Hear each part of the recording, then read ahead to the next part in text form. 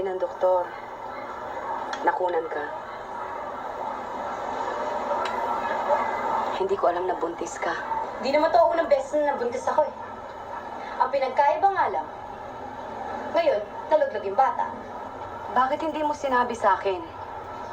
Ang ibig ko sabihin, bakit hindi mo isinulat? Namputsa naman oh. Ay, ikaw nga mismo nagsabi sa akin, di ba? Huwag ako susulat kung walang magandang balita. Ang gusto ko lang yung maalala ko na maliligaya kayo rito.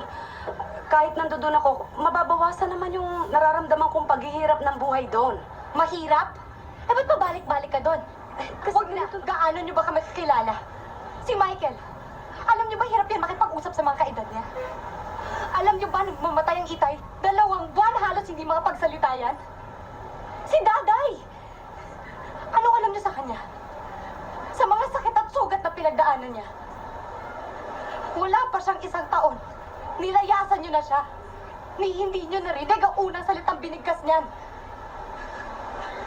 Kaya wag na wag mo sasabihin sa na alam mo kung anong totoo. Hindi totoo para sa amin. Dahil wala kayong alam.